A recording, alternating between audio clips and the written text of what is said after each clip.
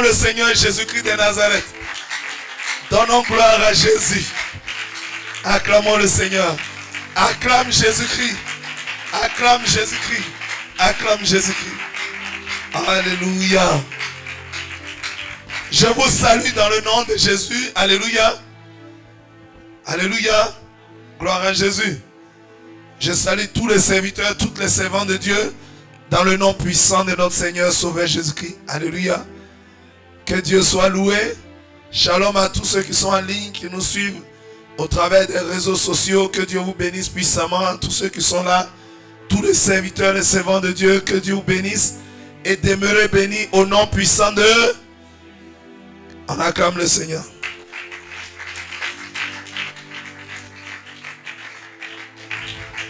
Alors, nous commençons tout de suite notre étude biblique. Shalom à tous. La paix du Seigneur soit sur nous tous. Alléluia. Et que sa grâce nous soit abondamment accordée. Gloire à Jésus. Alors hier, nous avions entamé Genèse chapitre 12. Gloire à Jésus. Aujourd'hui, je pense que nous sommes à quelle partie? Nous sommes à la partie 19. Et Genèse chapitre 12. Hier, nous avions donné les titres. On avait dit, c'est l'appel d'Abraham. Dieu dit à Abraham de quitter son pays. Abraham arrive à Canaan. Dieu appelle Abraham à quitter son pays. Alléluia. L'alliance entre Dieu et Abraham. On avait aussi dit, Abraham arrive à Canaan. Gloire à Jésus. Amen, amen. Et quand nous avons commencé la méditation, le Seigneur Dieu a commencé à nous visiter. Et donc, on avait parlé de plusieurs choses hier. On a parlé de... Nous avions parlé hier de quitter. Abraham devait quitter son pays, sa patrie. Et la maison de son père. Gloire à Jésus. Et nous avons dit, on avait appelé ça l'appel. Quand Dieu appelle un homme, quand Dieu appelle un homme à le servir, alléluia, comment ça doit se passer? Comment ça a l'habitude de se passer? On a dit en premier que quand Dieu nous appelle, nous devons quitter. Nous devons nous séparer. Nous devons abandonner.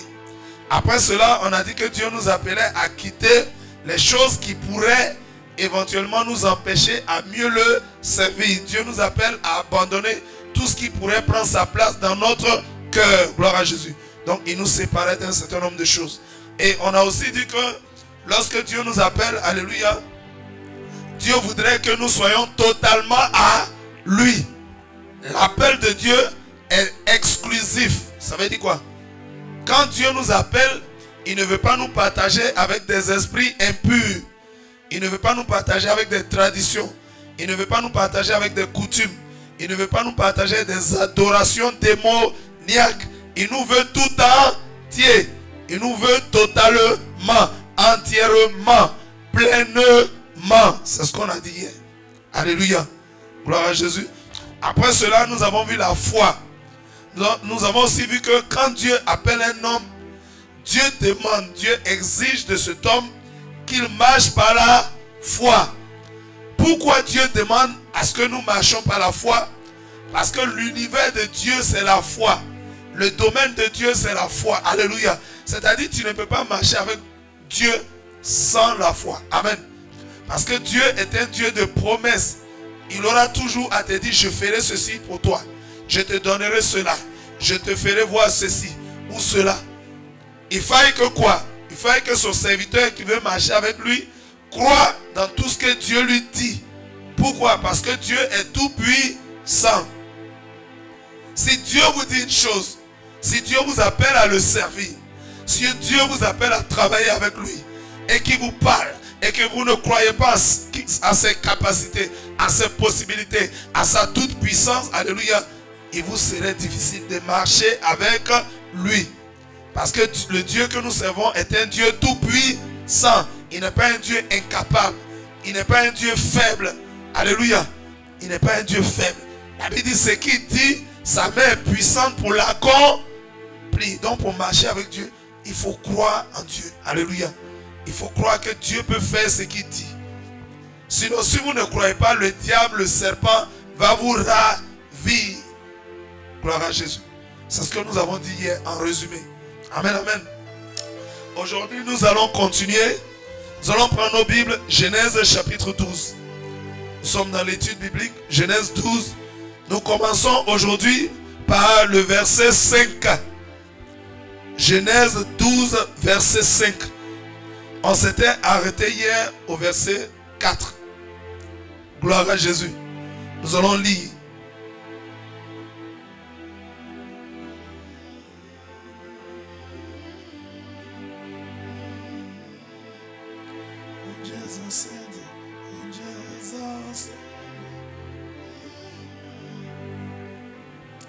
Gloire à Jésus. Nous lisons les Écritures. Quelqu'un a son texte. Genèse 12, verset 5. Abraham prit Saraï, sa femme, et Lot, fils de son frère, avec tous les biens qu'il possédait, et les serviteurs qu'il avait acquis à Charan. Il partit pour aller dans le pays de Canaan. Et ils arrivèrent au pays de Canaan. Gloire à Jésus. Amen. Amen, amen. Lorsque l'Éternel Dieu appelle Abraham à le servir, gloire à Jésus, il lui demande en premier lieu de quitter la maison de son père. Gloire à Jésus. La maison de notre père, c'est quoi? Ça symbolise quoi? Dans la maison de notre... Ça symbolise quoi? La cour familiale qui est quoi? Oui. Les adorations des familles. Gloire à Jésus. Amen. Mais dans la famille, il y a qui et qui? Dans une famille, papa et maman, il y a qui d'autre? Les frères et les soeurs, il y a qui d'autre? Les tantes, les cousins, les tantes, les oncles. Les oncles. Il y a tous ceux-là. Alléluia. Il y a les tantes, il y a les oncles. Et les tantes et les oncles, ils font quoi? Les enfants qui font, comment on les appelle? Les neveux, il y a les nièces, il y a les neveux. C'est tout ça, la famille. C'est tout ça, la maison de ton père. Gloire à Jésus. C'est la grande famille. Amen, amen. Mais la Bible nous dit en Genèse 12, verset 5, Abraham prit Saraï. Qui était Saraï pour Abraham? C'était sa femme. Donc il prend sa femme et il va avec sa femme. C'est normal ou bien c'est anormal? Est-ce qu'un homme, alléluia, est-ce qu'un homme a le droit de prendre sa femme pour partir? Évidemment. Alléluia. Amen, amen. Quand Moïse s'apprêtait à faire sortir Israël de l'Égypte, Pharaon lui dit, allez-y, mais laissez ici vos femmes. Ça veut dire quoi? La femme, quand elle est avec l'homme, elle est appelée à faire quoi? Elle est appelée à l'aider à servir Dieu, à glorifier Dieu. Mais Dieu lui donne aussi la mission de procréer. Dieu a créé, il dit il faut procréer. Il faut continuer le travail de création que moi j'ai commencé. Donc elle doit procréer. Mais si tu dis à quelqu'un de laisser sa femme ici et de partir seul, ça veut dire quoi? Tu le prives de quoi? Oui. La procréation. De la procréation. Donc Pharaon dit, allez-y mais laissez vos femmes. Ça veut dire vous n'aurez pas de descendance. Donc Abraham, avant de partir, comme Dieu le lui a dit, il fait quoi? Il prend sa femme. Ce qui est tout à fait normal. Ce qui est tout à fait normal. Gloire à Jésus. Amen. Mais Abraham prend encore quelqu'un d'autre. La Bible dit, Abraham prit Saraï et Dieu précise sa femme. Dieu dit, il prend Saraï. Mais qui est Saraï? Dieu précise, il dit, c'est sa femme. Ça veut dire c'est normal. Mais Abraham prit Saraï, sa femme, et Lot, la Bible précise, fils de son frère. Qu'est-ce que Dieu avait dit à Abraham? Quitte ton pays, quitte ta patrie, quitte la maison de ton père. Mais quand Abraham s'en va, il prend sa femme. Si tu prends ta femme, c'est la volonté de Dieu.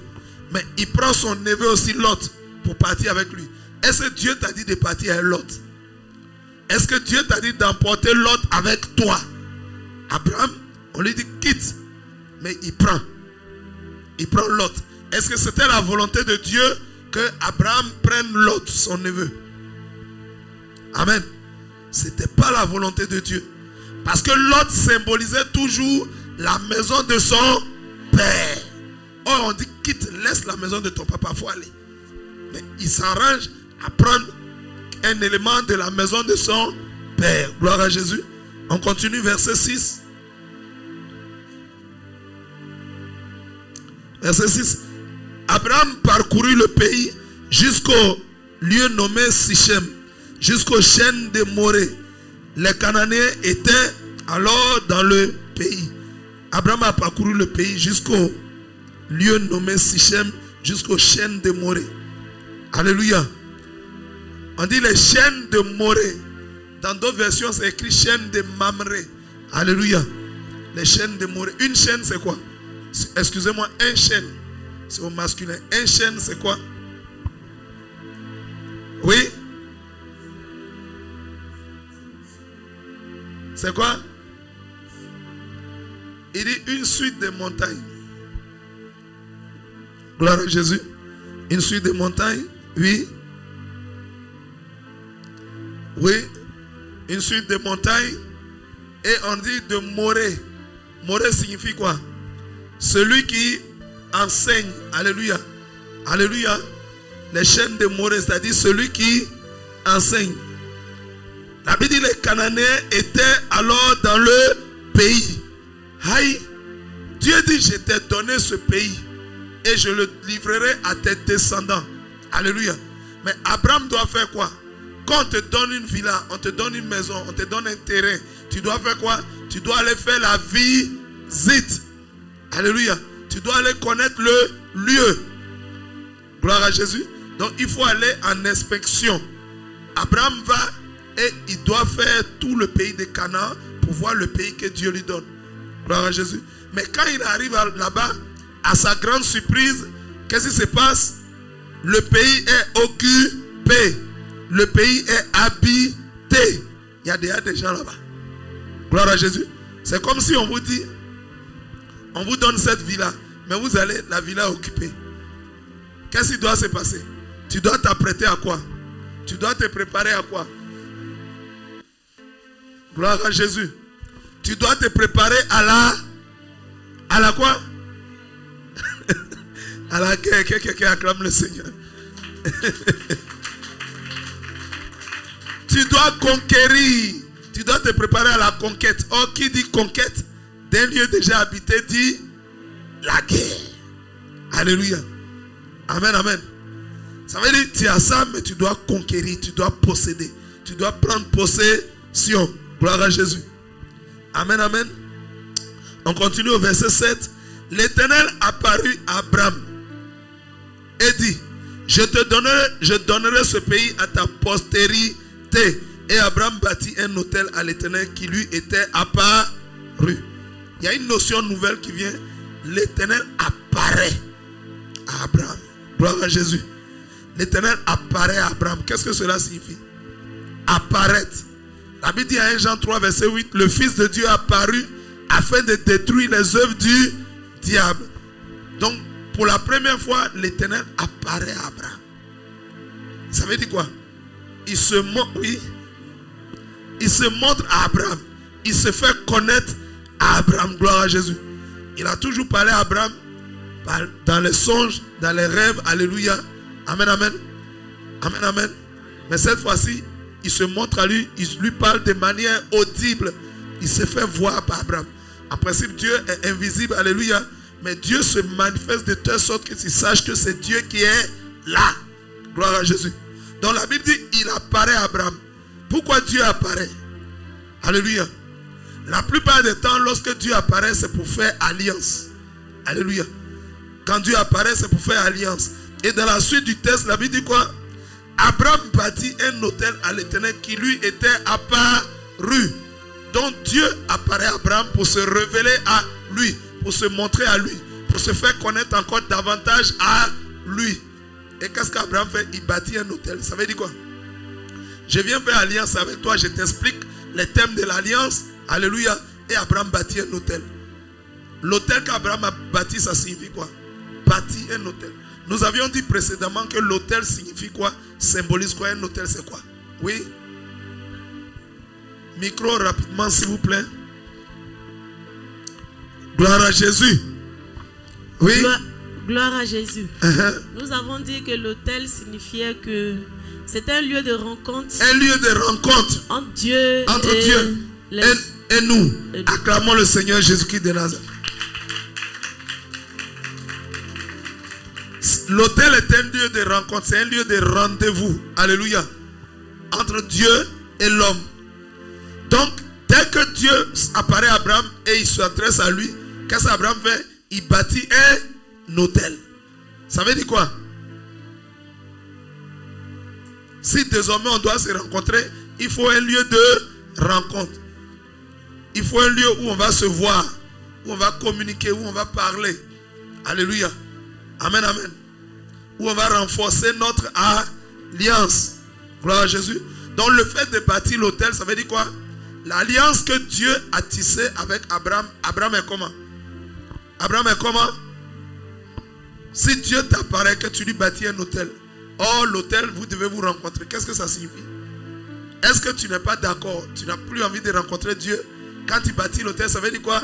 Je suis d'accord. Acclamez le Seigneur Jésus. En bâtissant l'autel, Abraham était en train de dire à Dieu, je suis d'accord pour qu'on se rencontre. Je suis d'accord pour qu'on se voit régulièrement. Qu'on scelle une amitié. Qu'on scelle une intimité. Je suis d'accord. C'est pourquoi Abraham a bâti l'autel. Alléluia. Gloire à Jésus. Amen, amen. Continuons au verset 8. Il se transporta de là vers la montagne à l'orient de Bethel. Alléluia. On a déjà dit l'orient c'est l'est. Il dressa ses tentes ayant Bethel à l'occident. L'occident c'est quoi? L'occident c'est où? L'ouest. C'est l'ouest. Amen, amen. Donc, Abraham il se transporte de là vers la montagne à l'orient, à l'est. Et il dresse ses tentes ayant Bethel à l'occident et Haï à l'orient. Il est au milieu. Il bâtit encore là un autel à l'Éternel et il invoqua le nom de l'Éternel. Pourquoi Abraham bâtit des tentes? Une tente c'est quoi? Une tente. Gloire à Jésus. Une tente c'est quoi, s'il vous plaît? Gloire à Jésus. Une tente c'est comme un hangar du moins. Un hangar, oui. Un hangar, voilà, oui. que l'homme bâtit. Oui. Un lieu de repos, par exemple. Amen. Mais est-ce que c'est un lieu définitif? Non, non. C'est comment? C'est momentané, momentané, c'est provisoire. Voilà. Alléluia. C'est en attendant. Donc, la Bible parle d'une tente. Gloire à Jésus. Abraham bâtit ses tentes. Abraham ne pouvait-il pas bâtir une maison en dur? Alléluia.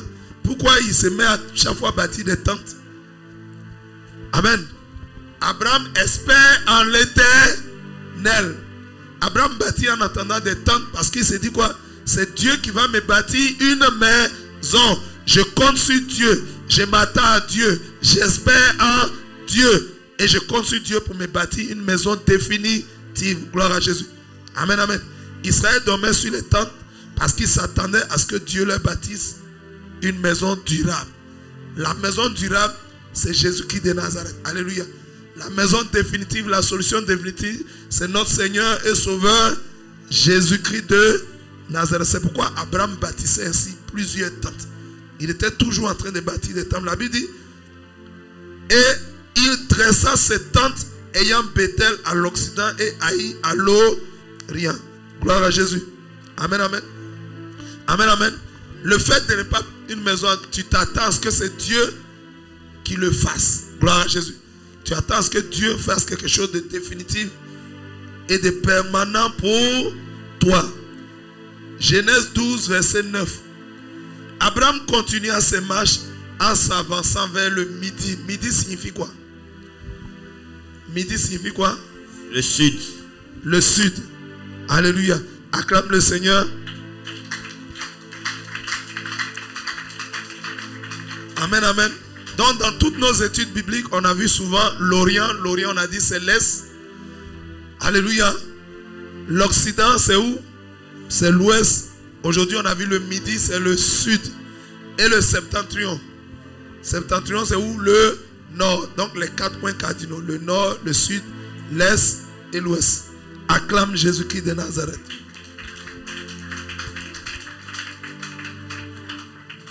Nous venons de terminer ce que nous avions laissé hier. C'était Genèse chapitre 12, versets 4 à 9. Alléluia. On va continuer aujourd'hui. On va continuer un nouveau passage. C'est Genèse 12, versets 10 à 20. Gloire à Jésus. Amen, amen.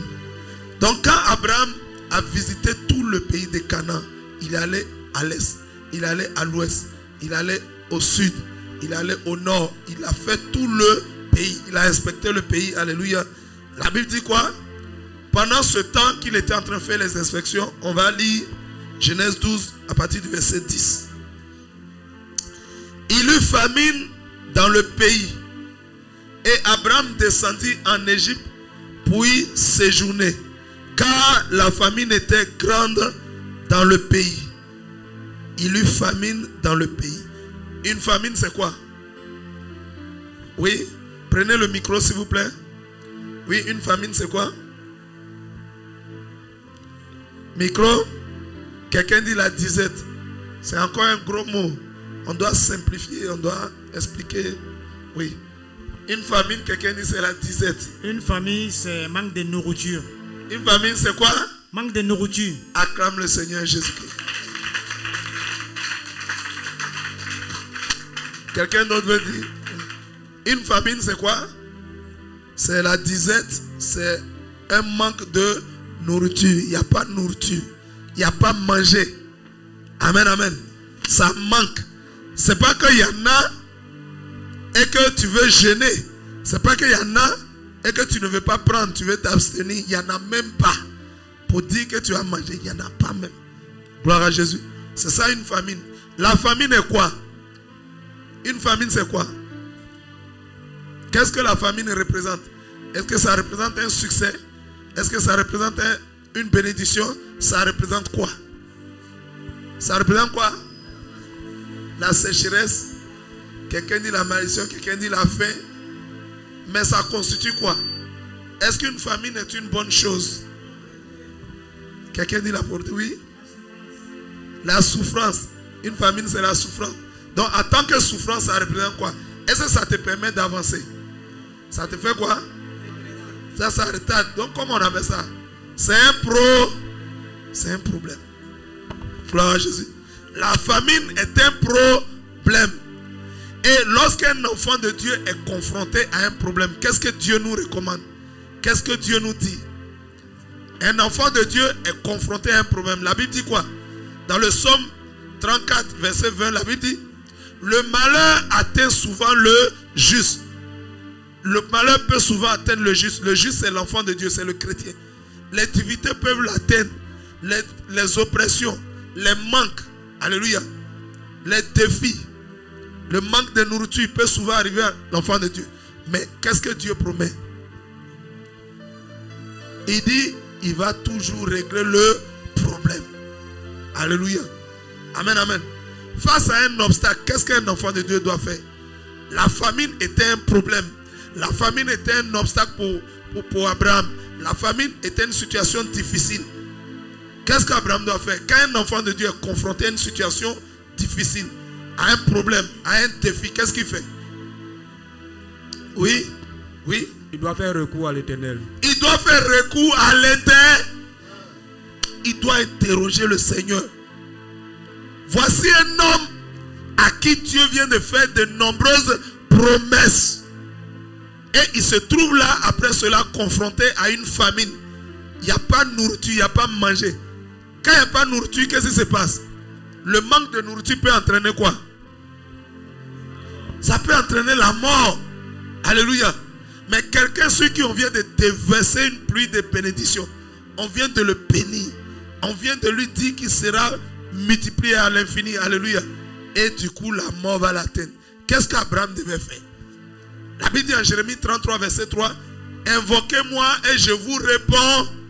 Je vous annoncerai des grandes choses, des choses cachées que vous ne connaissez pas. Quand un enfant de Dieu est confronté à une situation difficile, il fait recours à l'Éternel parce qu'il a un Dieu. Alléluia. Un enfant de Dieu n'est pas orphelin, il a un père. Donc quand il est confronté, il doit interroger son père. Mais qu'est-ce qu'Abraham fait? Dès qu'Abraham voit qu'il y a la famine, il descend en Égypte. Gloire à Jésus. Gloire à Jésus. Abraham descend en Égypte. La Bible dit quoi? En Ésaïe 31 verset 1. La Bible dit ne descendez pas en Égypte. La Bible dit malheur à l'homme qui descend en Égypte pour chercher le secours. Alléluia. En Ésaïe 30 verset 7, la Bible dit quoi? Car le secours de l'Égypte n'est que vanité. Le secours de l'Égypte n'est que néant. Dieu reconnaît bel et bien qu'il y a un secours en Égypte, mais ça ne sert à rien. Ça ne vaut rien. Ça ne peut pas t'arranger. L'Égypte, c'est le symbole de la magie.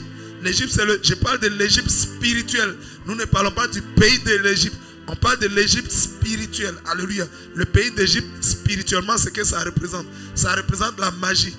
Ça représente la sorcellerie. Ça représente le péché. Ça représente le monde et tout ce qui est dans le monde. C'est pourquoi Dieu dit, n'aimez pas le monde. Alléluia. N'aimez pas le monde, ni les choses qui sont dans le monde. Si un homme aime le monde, alléluia. Si un homme aime le monde, il devient ennemi de Dieu. Jacques chapitre 4, 4. Alléluia. Celui qui aime le monde devient ennemi de Dieu. Spirituellement, le fait que Abraham, il y a une famine et que Abraham descend en Égypte, c'est comme s'il était allé dans le monde. C'est comme s'il avait recherché les choses du monde. C'est comme s'il s'était attaché au monde. Et Dieu a bien dit, Dieu nous a dit, malheur à l'homme qui descend en Égypte pour chercher le secours. Ne descendons pas en Égypte, mon frère. Quelle que soit l'oppression qui est devant toi, quelle que soit la difficulté qui est devant toi, quel que soit le défi qui est devant toi, ne descends jamais en Égypte. Ne cherche jamais un secours en Égypte. Alléluia. Car la Bible dit à Ésaïe 1 verset 1, la Bible dit quoi? La Bible dit, cieux, prêtez oreille, terre, écoutez les déclarations de ma bouche. Dieu prend le ciel et la terre à témoin. Il dit, j'ai nourri et élevé des enfants, mais ils se sont révoltés contre moi. Il dit, le bœuf connaît son propriétaire et l'âne la crèche de son maître. Mais l'homme ne m'a pas reconnu. Alléluia. L'homme ne me connaît pas. Quand il a un problème, il s'en va chez le diable. Quand l'homme a un problème, il cherche le secours en Égypte. Est-ce que quand la voiture est en panne, la voiture va chez un menuisier? Quand une voiture est en panne, est-ce qu'elle va chez un maçon? Tu peux acclamer le Seigneur Jésus-Christ.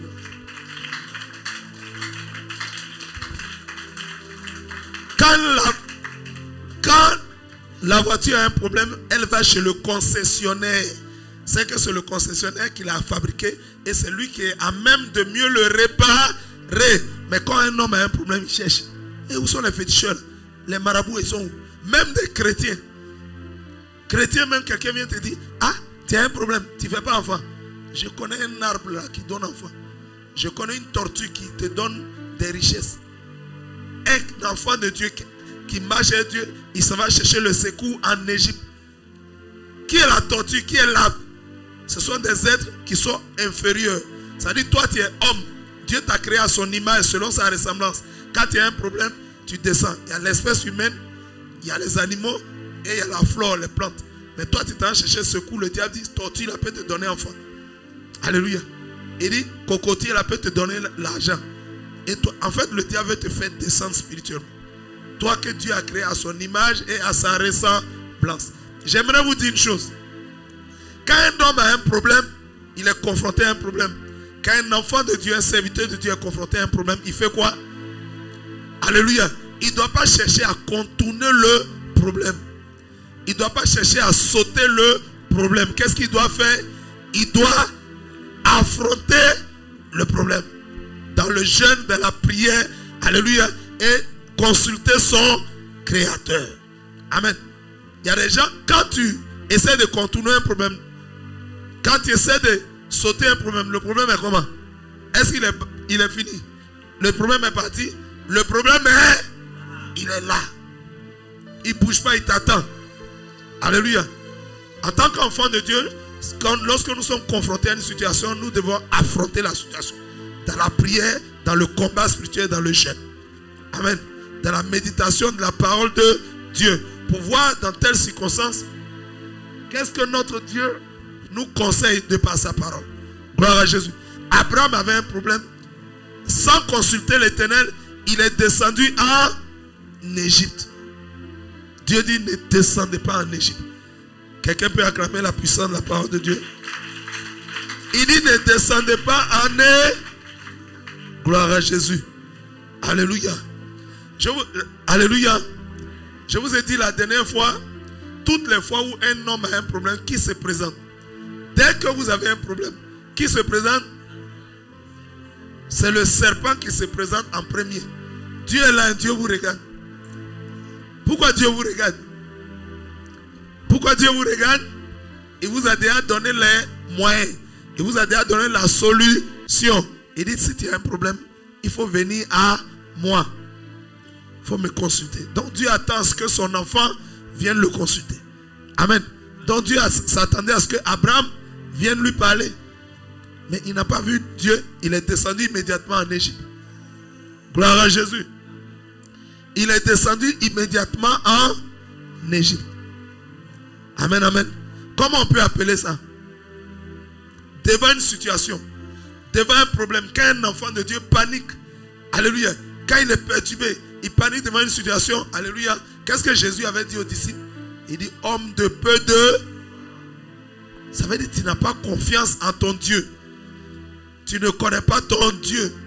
Tu manques de confiance, tu manques de foi. Hier, on a beaucoup parlé de la foi. Gloire à Jésus. Quand un enfant de Dieu a un problème, il cherche les promesses de Dieu. Qu'est-ce que Dieu dit en telle situation? Quand je suis confronté à ça, quelles sont les promesses de Dieu dans tel domaine? Alléluia. Et il obéit à ça et Dieu le secoue. Gloire à Jésus. Abraham n'a pas construit, il a couru, il est descendu en Égypte. Amen, amen. Amen, amen. Acclame le Seigneur.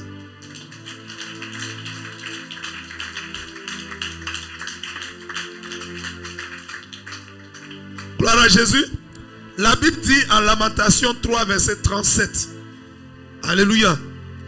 Qui dira qu'une chose arrive sans que le Seigneur l'ait ordonné? Qui dira qu'une chose arrive sans que l'Éternel n'en soit au courant? Est-ce que sur cette terre-là, quelque chose peut arriver qui échappe à Dieu? Est-ce que sur cette terre, quelque chose peut arriver que Dieu est en train de dormir, Dieu somnole, et puis il n'est pas au courant? Alléluia, et la chose lui échappe. La Bible dit, le Dieu que nous adorons, il ne dort ni ne sommeille. Dieu ne dort jamais. Dieu ne fait pas comme les vigiles. Certains vigiles, pas tous les vigiles. Alléluia, certains vigiles. Est-ce que Dieu fait comme ça? Parce que si tu dors, si tu somnoles, un problème peut t'échapper. Dieu ne dort ni ne sommeille. Quelque chose ne peut pas arriver sans que Dieu ne le sache ou bien que Dieu ne l'ait ordonné. Famine qui est arrivée là, Dieu était au courant. Gloire à Jésus. La grande famine qui est arrivée, Dieu était au courant. Gloire à Jésus. Mais il a laissé faire. Alléluia. Il a laissé faire, s'attendant à ce que son enfant lui demande de l'aide. S'attendant à ce que son enfant le consulte. Vous savez, la Bible appelle Abraham le père de la foi. Le papa de quelque chose, c'est qui? Le papa d'une chose. Il est qui? Quand on dit tu es papa de quelque chose, ça veut dire quoi? Tu es responsable de la chose, ça veut dire quoi? Mais le papa d'une chose. Le propriétaire, oui. Ça veut aussi dire, en d'autres termes, ça veut dire quoi? Tu maîtrises la... Alléluia. Quand la Bible dit Abraham est le père de la foi, ça veut dire Abraham est devenu le spécialiste de la foi. Il est devenu un expert en foi. Mais pour que tu deviennes expert en quelque chose, qu'est-ce qu'il faut? C'est en forgeant qu'on devient forger. Pour que tu deviennes expert en quelque chose, est-ce qu'on est expert? Est-ce qu'on est expert? Alléluia. C'est en travaillant petit à petit. Donc pour qu'Abraham devienne le père de la foi, il faut que Dieu l'éprouve. Il faut que Dieu le teste. Il faut que Dieu le mette à l'épreuve. Dieu était au courant. Alléluia. Qu'il y a une très grande famine. Que cette famine pouvait menacer la vie d'Abraham. Mais est-ce que Dieu peut laisser? toi qui portes toutes ces promesses. Alléluia. Alléluia. Est-ce que Dieu peut laisser Abraham mourir? Si Abraham meurt de manière précoce, c'est-à-dire avant son temps, si Abraham meurt de manière précoce, c'est-à-dire avant son temps, ça veut dire que Dieu est un menteur. Oh, Dieu ne ment jamais. Gloire à Jésus. Amen, amen. Donc, est-ce que Dieu pouvait le laisser mourir? Gloire à Jésus. Quelqu'un comprend? Acclame le Seigneur Jésus-Christ de Nazareth. Comment l'épreuve fonctionne? Dieu a vu la famine, mais Dieu laisse. Il laisse faire. Il voulait faire quoi? Dieu voulait faire quoi? Oui. Il veut éprouver Abraham. Alléluia. Il veut éprouver Abraham. Quelle est la différence entre l'épreuve et la tentation? Quelle est la différence entre l'épreuve et la tentation? Dieu voit famine, il ne parle pas. Il attend. Alléluia. Amen, amen. Dieu voit l'épreuve, mais il ne parle pas. La tentation, alléluia, elle vient du diable. Dans la tentation, le diable veut te faire tomber. Il veut te faire chuter. Son objectif, alléluia, c'est de te faire chuter, de te faire tomber, afin de te séparer de Dieu et de te flécher. La tentation a quelque chose de négatif. Mais l'épreuve c'est quoi? Quand un enfant, un élève ou un étudiant va à l'école, le professeur le forme mais à un moment, le professeur lui donne une épreuve. Quand le professeur lui donne une épreuve, est-ce que c'est pour tuer l'élève? Est-ce que c'est pour tuer l'étudiant? Est-ce que c'est pour lui faire du mal? Oui. C'est pour l'évaluer. Acclamons le Seigneur Jésus-Christ de Nazareth. C'est pour évaluer l'élève, le tester, voir sa valeur. Il y a valeur. Il veut voir sa valeur. Il veut voir s'il peut lui faire. Donc quand vous évaluez un étudiant, alléluia, c'est pour voir s'il a bien appris la leçon. Alléluia, s'il peut tenir. Gloire à Jésus. C'est pourquoi la Bible dit, il n'y a aucune épreuve que Dieu envoie à un homme que l'homme ne peut supporter. Si Dieu t'envoie, c'est que tu peux supporter ça. Donc il a testé un peu Abraham. Alléluia. Mais ce n'était pas pour lui faire du mal. Amen, amen. C'était pour voir. Si tu dois devenir le père de la foi, il faut qu'on t'éprouve pour que tu deviennes un expert, un professionnel de la foi. Est-ce que vous pouvez imaginer combien de fois Dieu a éprouvé Abraham? Un moment, quand je médite, j'ai dit, mais aïe, c'est pas encore suffisant. Dieu dit, ça suffit toujours pas. Il va éprouver son serviteur. Est-ce que le professeur donne une seule épreuve pendant toute l'année? Il donne une seule épreuve à l'étudiant. Il peut lui donner jusqu'à 25, 30, 40 épreuves. C'est quand l'élève a surmonté toutes ces épreuves qu'il passe en classe supérieure. Pour que Dieu passe à un autre niveau avec toi, pour que Dieu aille de dimension en dimension avec toi, alléluia, il va t'éprouver. Il va t'éprouver. Il va t'éprouver. Il va t'éprouver. Mais l'épreuve, ce n'est pas pour te nuire. L'épreuve n'est pas faite pour te détruire. L'épreuve est faite pour te former. Alléluia. Pour ne pas que tu sois déformé. L'épreuve est là pour te fortifier. L'épreuve est là pour te renforcer. Pour que tu deviennes meilleur. Et que tu puisses avoir totale confiance en ton Dieu. L'épreuve est là pour fortifier ta foi. C'est à force d'épreuves que Abraham a fini par devenir le père de quoi? Acclame la puissance du Seigneur.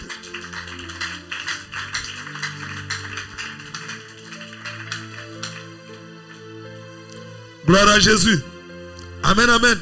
Donc, lorsque nous avons un besoin, alléluia, qui se présente le premier, c'est le serpent. Le serpent profite de l'épreuve que Dieu donne à Abraham et il se manifeste. Vous vous souvenez de Job? Alléluia. Quand Dieu a voulu éprouver Job, le serpent aussi est venu, il dit, lui là, si tu lui arraches tout, il va te maudire en face. Amen. Souvent, l'épreuve de Dieu, le serpent vient et il vient faire sa part. Il vient, mais lui, sa part est très mauvaise, c'est pour te faire tomber. Mais Dieu laisse faire. Dieu permet. Ce n'est pas que Dieu veut ça, mais Dieu permet. Ça fait partie de la volonté permissive de Dieu, pas la volonté parfaite de Dieu. Dieu permet, il laisse faire. Vous avez vu que dans Job, dans la tentation de Job, c'était non seulement une épreuve de Dieu, mais il y avait la tentation du diable aussi. Si Job maudissait Dieu, alléluia, si Job maudissait Dieu, est-ce que le serpent ne l'avait pas eu? Est-ce qu'un homme peut maudire son créateur? Est-ce qu'un homme peut maudire celui qui l'a créé, celui qui l'a fabriqué, celui qui te donne le souffle de vie? Est-ce que tu peux le maudire? Qui peut maudire Dieu? Si tu as essayé de maudire, si tu as osé maudire ton créateur, tu vas prendre tu vas prendre balle perdue. Alléluia. Quelqu'un acclame le Seigneur. Aucun homme ne peut maudire Dieu. Gloire à Jésus. Et donc, Abraham, Dieu le mit à l'épreuve et le diable est venu. Pendant que Abraham était mis à l'épreuve, le diable dit: tu as vu? Tu as fait. Tu es descendu en Égypte. Mais tu as vu comment ta femme est jolie?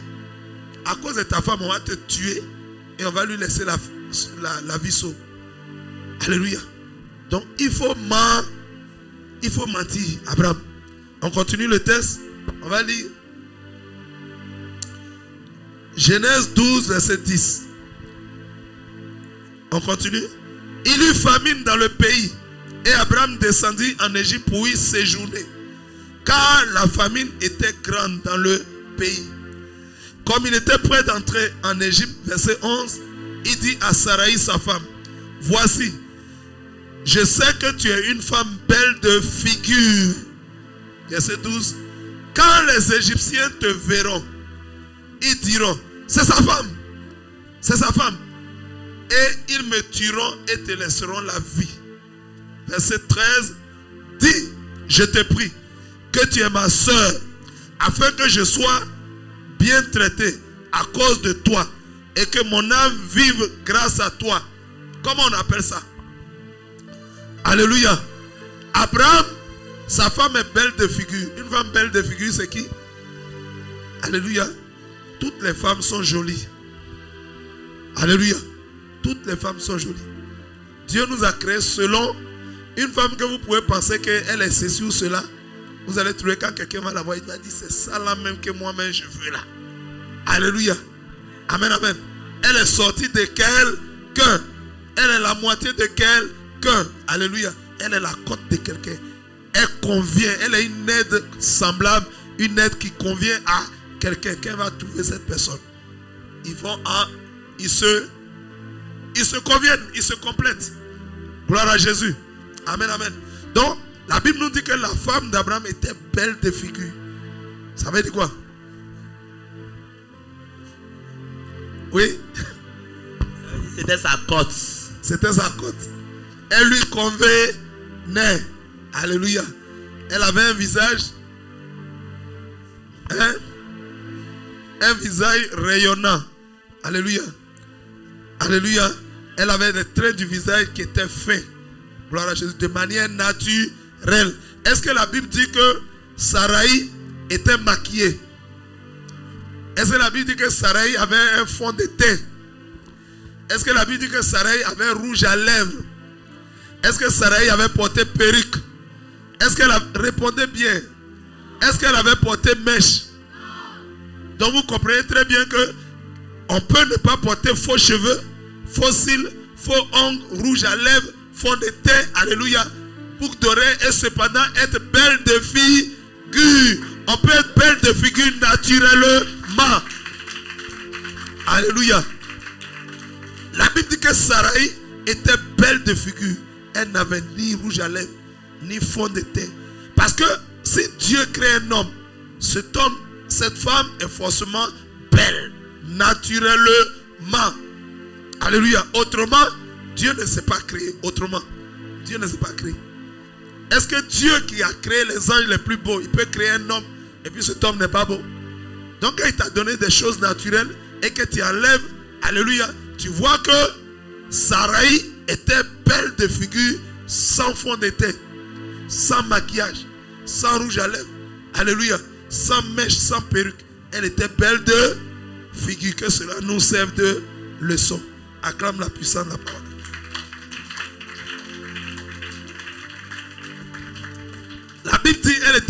de figure. Verset 12. Quand les Égyptiens te verront, ils diront, c'est sa femme. Et ils me tueront, te laissera la vie. Dis, je te prie que tu es ma soeur. On appelle ça comment? En réalité, Abraham avait pour papa Terah. On a vu ça dans les études précédentes. Alléluia. Amen, amen. Amen, amen. Abraham avait pour papa Terah. Et la maman d'Abraham s'appelait Salmout. La maman d'Abraham s'appelle Salmout.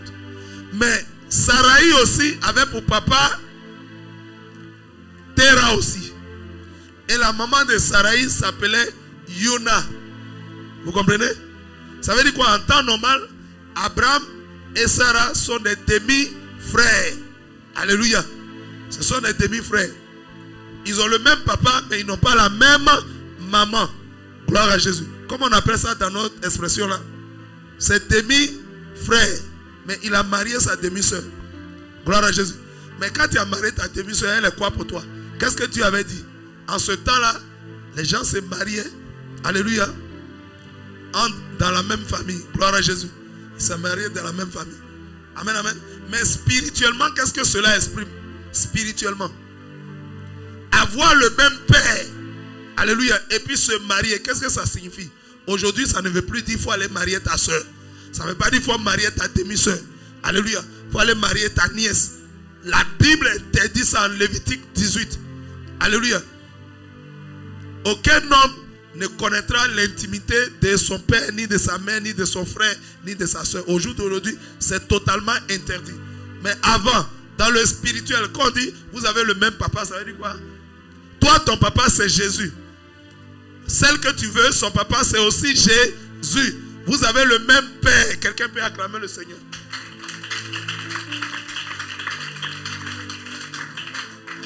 Ça veut dire un enfant de Dieu ne devrait jamais s'unir avec un païen. Alléluia. Un enfant de Dieu ne devrait jamais s'unir avec quelqu'un qui n'a pas le même Dieu que lui. Alléluia. Qui n'adore pas le même Dieu que lui. Toi, ton papa, ça doit être Jésus. Si tu veux épouser une fille, elle doit avoir pour papa Jésus. Elle ne doit pas avoir pour papa, alléluia, tous les autres noms que vous pouvez imaginer. Amen, amen. Elle ne doit pas adorer des démons. Elle ne doit pas adorer des esprits impurs. Elle ne doit pas être en alliance avec des esprits de génie. Alléluia. Quelqu'un comprend? C'est ce qui signifie avoir le même père spirituellement. Avoir le même père, ça veut dire, la Bible dit en Deutéronome, verset 3, la Bible dit quoi? Vous ne vous allierez point à ces peuples-là. Vous ne prendrez point leurs filles pour vos fils. Et vous ne donnerez point vos fils à leurs filles. On ne se marie pas entre hommes étrangers. Quand la Bible parle d'étrangers, il ne s'agit pas de celui qui a la nationalité étrangère. Il s'agit de la personne qui n'adore pas le même Dieu que toi. Gloire à Jésus. Si tu es fils de Jésus, tu dois marier la fille de Jésus. Amen. C'est pourquoi Abraham avait pour femme sa demi-sœur Sarai. Et Dieu l'appelait Sarai sa femme. Gloire à Jésus. Donc quand Dieu dit que c'est ta femme, ça veut dire quoi? Ça veut dire que c'est ta femme. Maintenant toi tu viens dire non, c'est pas ma femme, c'est ma soeur. Ça fait quoi? Demi-vérité. Il est vrai que Sarai est la soeur d'Abraham, mais c'est aussi sa femme. Désormais elle est qui? Entre demi-soeur et puis femme, elle est qui? Elle est sa femme. Elle est ta femme. Donc quand on te demande, tu dois dire c'est ma femme. Mais si tu dis non, c'est ma soeur. Comment on appelle ça? Demi-vérité, demi-mensonge. Comment on appelle ça? C'est le mensonge. Gloire à Jésus. Et qui est le père du mensonge? Jean 8, verset 44. Le diable est pécheur. Il est menteur depuis le commencement. Et il est le papa de tous les mensonges. Et il est le papa de tous les menteurs. Gloire à Jésus. Oh, toi, tu es un serviteur de Dieu. Demi-mensonge, c'est mensonge. Demi-vérité, c'est mensonge. Est-ce que quelqu'un peut acclamer le Seigneur Jésus?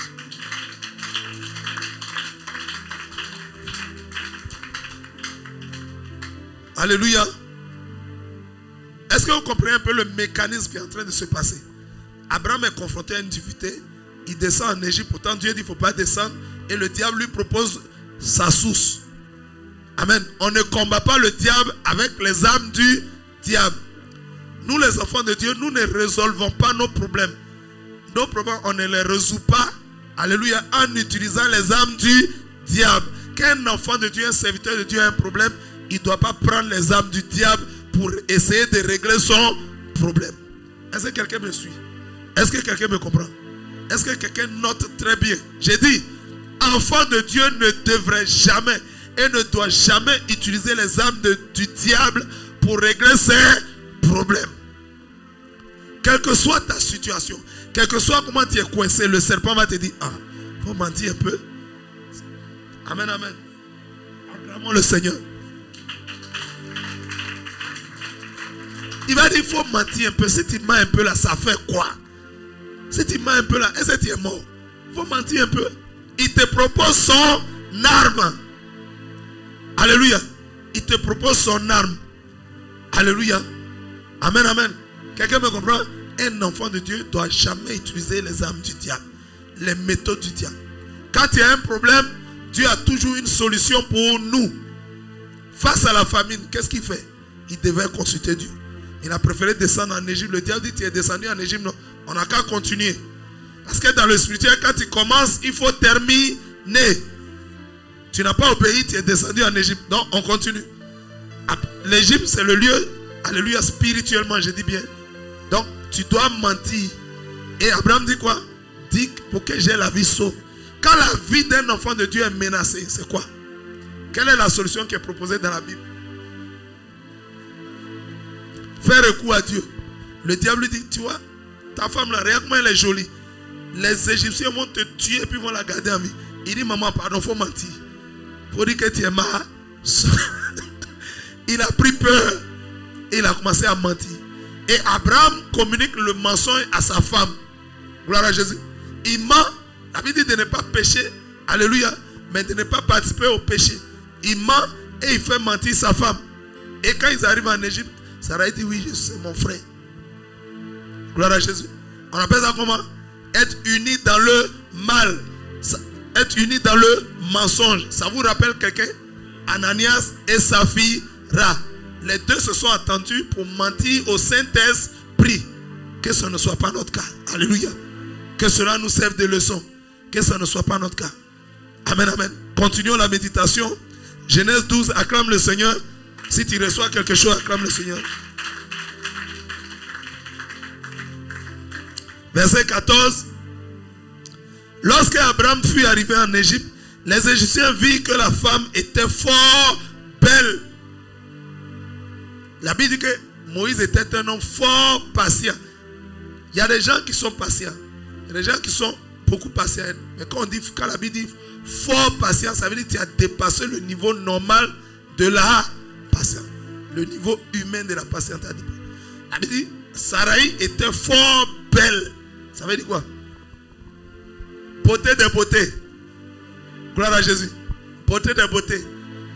Grande beauté. Alléluia. Mais extrême beauté.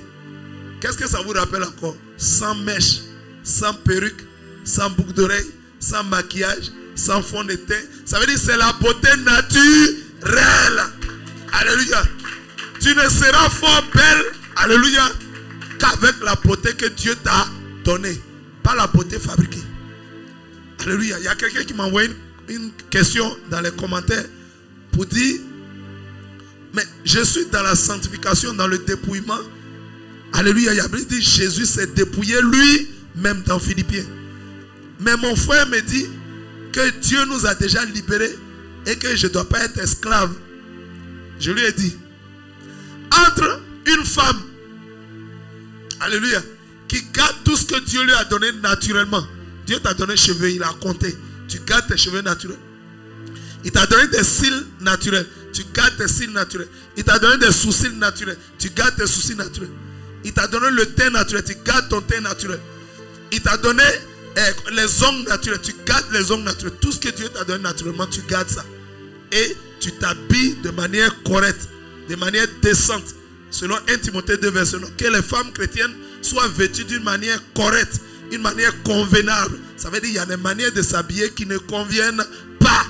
Ça veut dire qu'il y a des manières de s'habiller pour le chrétien qui ne sont pas correctes. Un chrétien ne s'habille pas n'importe comment. C'est un séparé. C'est un mis à part. Alléluia. Il s'habille à l'image du ciel. Gloire à Jésus. Donc, entre elle qui a gardé tout ce que Dieu lui a donné naturellement et celui qui a enlevé tout ce que Dieu lui a donné. Il a enlevé ses cheveux naturels, il a mis faux cheveux. Il a enlevé ses cils naturels, il a mis faux cils. Il a enlevé ses sourcils naturels, il a mis faux sourcils. Il a enlevé ses ongles naturels, il a mis faux ongles. Il a enlevé son teint naturel, il a mis faux teint. Entre la personne qui a tout conservé, ce que Dieu lui a donné, et la personne qui a tout enlevé, qui est esclave. Je vous pose la question. Esclave là, c'est qui? Hein? C'est qui a enlevé tout là. Est-ce que tu es libre? On te dit enlève ça, tu enlèves. Enlève ça, tu enlèves. Tu enlèves ça. Donc tu es esclave du péché. Parce qu'on te commande d'enlever ce que ton créateur t'a donné naturellement. Ça veut dire que c'est des esprits de séduction, des esprits de sirène qui disent enlève ça, enlève ça, enlève ça. Gloire à Jésus. Amen, amen. La Bible dit que, la Bible nous dit clairement que, alléluia, personne ne peut corriger Dieu. Amen, amen. La Bible dit en Jérémie 13, verset 23. Est-ce que l'Éthiopien peut-il changer la couleur de sa peau? Un Éthiopien, il est noir. Est-ce qu'il peut changer la couleur de sa peau? Alléluia. Est-ce que la panthère peut-elle changer les taches que Dieu a mises sur elle? Est-ce qu'elle peut changer ça? Dieu t'a créé naturellement. Tout ce qu'il t'a donné est bon. La Bible dit tout ce que Dieu a créé est bon. Et rien ne doit être rejeté. Tu rejettes les cheveux naturels. Tu rejettes tout ce que Dieu t'a donné naturellement. Gloire à Jésus. La Bible dit la femme d'Abraham était fort belle. Alléluia. Et ça là, ce n'est pas les chrétiens qui ont reconnu ça. Est-ce que l'Égypte spirituellement c'est des chrétiens? L'Égypte c'est le symbole du paganisme. Le symbole du monde et ce qui est dans le monde. Donc la femme d'Abraham arrive en Égypte. Et les païens, alléluia, les Égyptiens disent elle est fort belle. C'est les païens qui vont constater que non, la manière dont la maman est habillée là, c'est puissant. Que tu es trop sapé, même tu es naturel. Alléluia. Tu ne portes pas des artifices de Jézabel. Est-ce que quelqu'un comprend ce que je suis en train de dire? C'est les Égyptiens qui ont reçu ça. C'est les Égyptiens qui ont commenté. C'est les Égyptiens qui ont déclaré que cette femme-là est fort belle. Gloire à Jésus. Et le Saint-Esprit en a parlé. Alléluia. La Bible dit, quand les Égyptiens ont retourné, le Saint-Esprit a commencé à commenter. La Bible dit dans le verset 14, lorsqu'Abraham fut arrivé en Égypte, les Égyptiens virent. Qui a vu? Qui a vu? Les Égyptiens virent, alléluia, que la femme d'Abraham était fort belle. En Égypte, qu'est-ce que les Égyptiens faisaient? C'est-à-dire les gens même qui sont les professionnels du maquillage ont reconnu que celle qui n'est pas maquillée là, elle est fort belle. Les professionnels du maquillage. Le maquillage vient d'où? De quel pays? Le maquillage vient d'où? Ça vient de l'Égypte. En Égypte, quand vous regardez les anciens films des Égyptiens, vous allez voir toujours que les Égyptiens, le pharaon se maquille. Tous les pharaons de l'Égypte se maquillent et puis portent des perruques. Alléluia. S'il n'a pas porté perruque, il porte un chapeau qui ressemble à perruque. Ou bien il met vraie perruque. Tous les pharaons, tous les ministres en ce temps, anciennement, tous les ministres, alléluia, des pharaons, les autorités, les dignités en Égypte se maquillaient et puis portaient perruque. Ou bien un chapeau qui ressemble à perruque. Tous les Égyptiens, les esclaves, tous ceux qui habitent en Égypte se maquillaient, ils portaient perruque.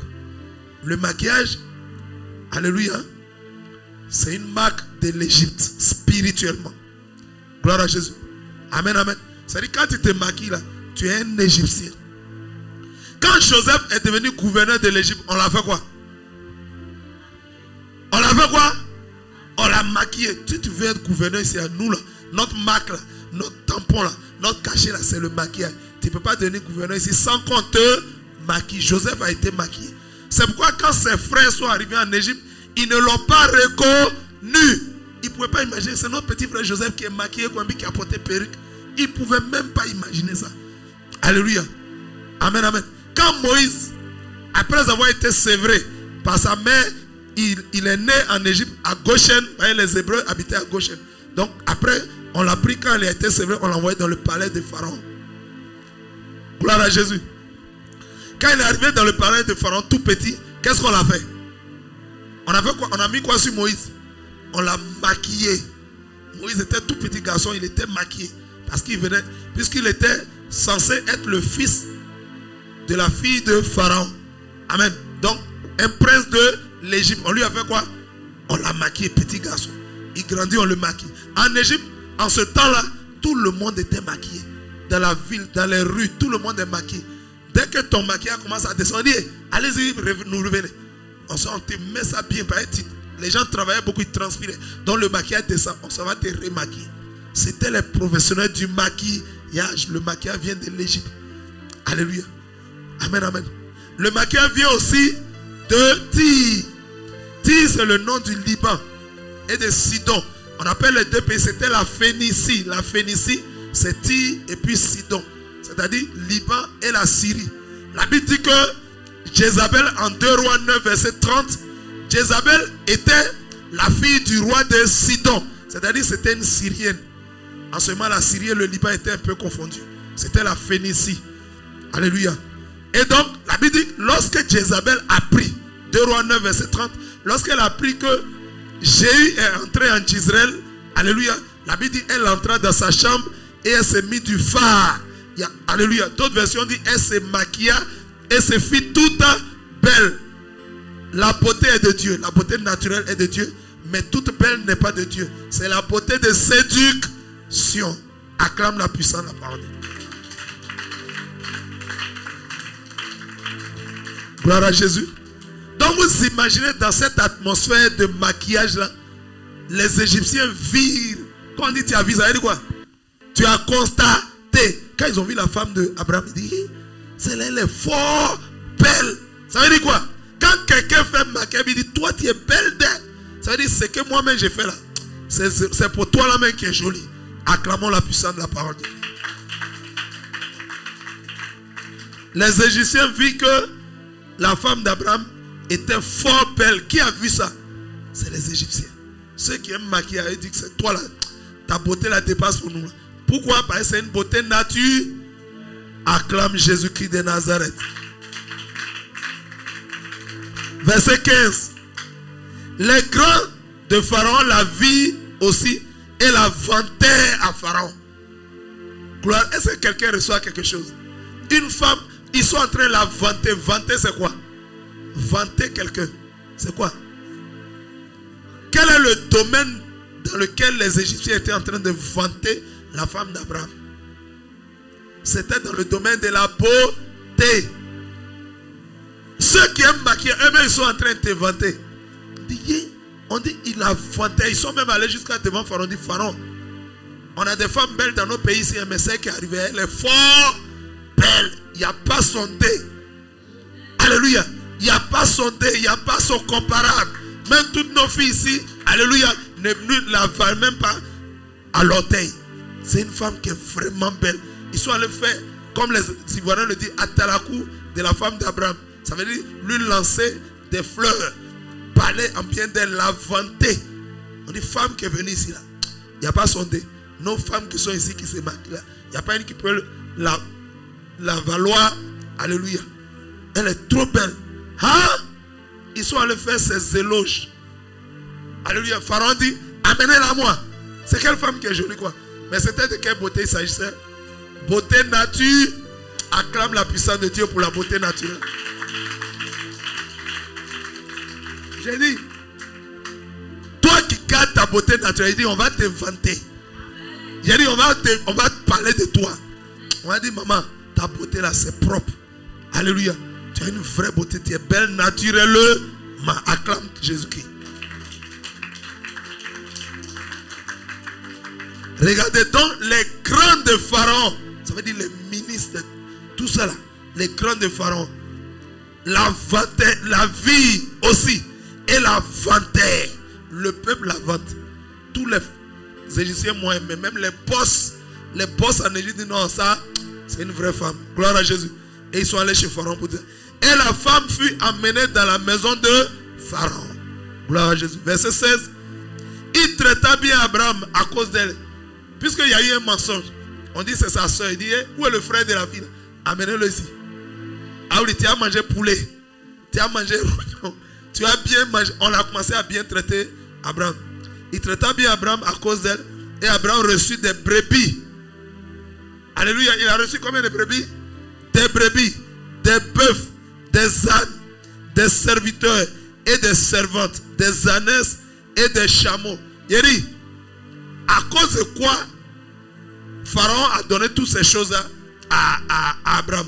À cause de quoi? À cause de quel type de beauté? Il y a beauté et puis beauté. Il y a beauté et puis beauté. C'est à cause de quel type de beauté tu vas recevoir des ânesses, des bœufs, des richesses. À cause de quel type de beauté? Beauté naturelle. Beauté naturelle. Que cet enseignement-là serve à quelqu'un. Que quelqu'un comprenne bien les Écritures. Alléluia. Ils avaient en Égypte des femmes qui étaient traficotées, qui avaient des choses sur elles. Mais les Égyptiens me les ont dit non, celle qui est venue, il n'y a pas son nez. Ils ont commencé à la vendre. À cause de cette beauté naturelle, Abraham a reçu quoi? Abraham a reçu quoi? Des ânesses, des brebis, des bœufs, des chameaux, même des serviteurs et des servantes. On lui a même donné des boys et des bonnes. Ça veut dire quoi? À qui on donne des boys et des bonnes? À qui on donne des... Qui a boy et puis bonne? C'est un chef, c'est un boss. En Côte d'Ivoire ici on appelle ça boss. Ça veut dire un patron, quelqu'un qui a les moyens. Alléluia. À cause de la beauté naturelle de sa femme, Abraham reçoit plein de richesses et on lui donne même des boys et des bonnes. Ça veut dire des serviteurs et des servantes. Ah, je ne sais pas, quelqu'un ne comprend pas l'enseignement. Parce que si j'étais à ta place, à cause de beauté naturelle, un homme reçoit tout ça. C'est puissant. Hein? C'est puissant. Alléluia. Alléluia. Si tu conserves ta beauté naturelle, tu vas recevoir des honneurs. Alléluia. Un jour, on a une soeur qui allait faire son passeport. Et les policiers dans la salle regardent toutes les femmes qui étaient là, qui veulent aller en France, aux États-Unis, partout. Qui veulent faire le voyage, sont venus faire le passeport.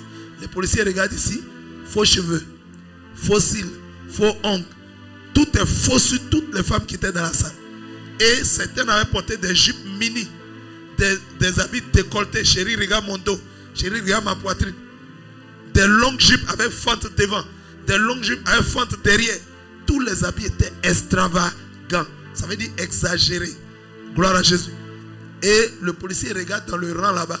Il voit une jeune demoiselle qui est là. Il voit la jeune demoiselle.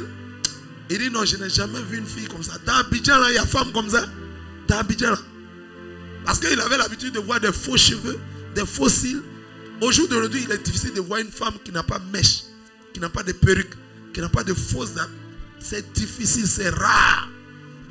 Mais le policier regarde là-bas, la soeur, elle a porté un voile. Elle a une robe qui part d'ici, un petit coup, c'est pas un grand coup. Hein.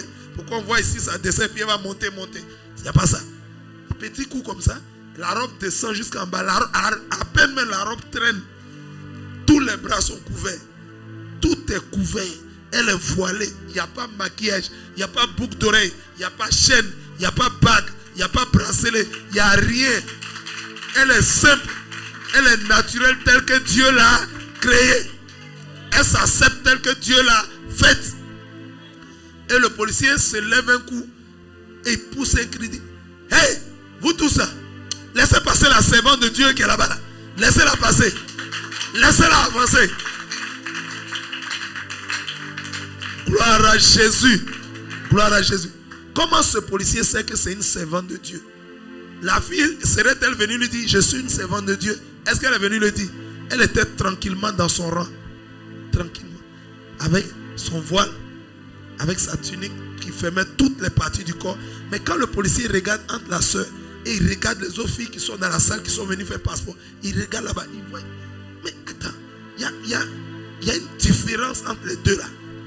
Celle-là, Ève, pendant que je vois tout cela, leur corps est au dehors, je vois l'autre, tout est fermé. Ça dit, elle ne joue même pas à son corps. Elle a fermé tout son corps. Quand quelqu'un va la voir, c'est une femme de valeur. Parce que quelque chose qui est dehors là, qui va chercher ça? Tu vas chercher, mais pas pour mettre à la maison. Mais ce qui est fermé là, c'est pour toi seul. Alléluia. Mais ce qui est au dehors là, tu vas jouer et puis laisser. Mais quand il dit non, ça c'est une servante. Lui-même, il a déclaré qu'elle est servante de Dieu. Et la sœur était véritablement une servante de...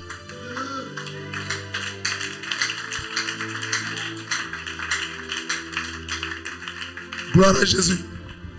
Amen, amen. L'habit ne fait pas le moine, mais l'habit fait l'homme. Est-ce que quelqu'un m'a compris? L'habit ne fait pas le moine, mais ça fait l'homme. Par ta manière de t'habiller, on peut te respecter. Par ta manière de t'habiller, on peut te considérer. Par ta manière de t'habiller, on peut avoir un bon égard pour toi. Parce qu'on voit que tu es quelqu'un de sérieux dans ton habillement. Gloire à Jésus. Quelqu'un est béni? Quelqu'un est béni? Acclame le Seigneur Jésus-Christ si tu es béni.